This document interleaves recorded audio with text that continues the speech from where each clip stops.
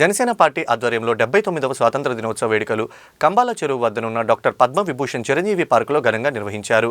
ముఖ్య అతిథులుగా హాజరైన రాజమహేంద్రవరం పార్టీ నగర అధ్యక్షులు వై శ్రీనివాస్ జాతీయ జెండాను ఆవిష్కరించారు.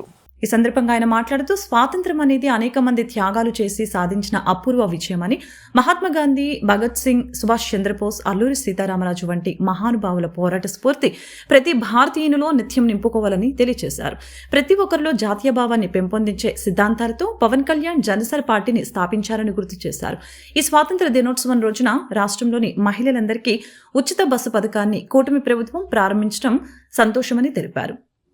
జనసేన పార్టీ అధ్యక్షులు పవన్ కళ్యాణ్ గారు ఈ దేశం కోసం, ఈ రాష్ట్రం కోసం ఎన్నో త్యాగాలు చేసి తన కుటుంబాన్ని, తన యొక్క సుఖాలను అన్నింటినీ వదిలిపెట్టి దేశం కోసం ఆయన కూడా దేశ నాయకుల తరపునటువంటి నిలబడేటువంటి గొప్ప వ్యక్తిగా మనందరినీ ముందుకు నడిపిస్తూ ఉన్నారు.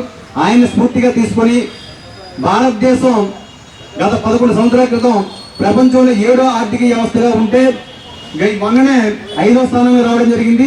రేపు రాబోయే రోజుల్లో ఈ భారతదేశం ప్రపంచంలో ఆ 3వ ఆర్థిక వ్యవస్థగా రూపొందించడం కోసం నిరంతరం శ్రమిస్తున్నటువంటి నరేంద్ర మోదీ గారి నాయకత్వంలో కానీ, అలాగే భారతదేశంలోనే గొప్ప విజనరీగా పేరుగాంచినటువంటి గౌరవ ముఖ్యమంత్రి అయినటువంటి నారా చంద్రబాబు నాయుడు గారి ఆధ్వర్యంలో, ఉప ముఖ్యమంత్రి అయినటువంటి మన అధ్యక్షులు పవన్ కళ్యాణ్ గారి ఆధ్వర్యంలో ఈ రాష్ట్రం కూడా భారతదేశంలో నెంబర్ 1 స్థానంలో ఉండే విధంగా వారి యొక్క నాయకత్వం మనందరం పనిచేయాలని చెప్పి ఈ సందర్భంగా తెలియజేసుకుంటూ, ఈ స్వాతంత్రం కోసం అసూలు బాసినటువంటి అందరికీ కూడా జనసేన పార్టీ తరపున నివాళులర్పిస్తూ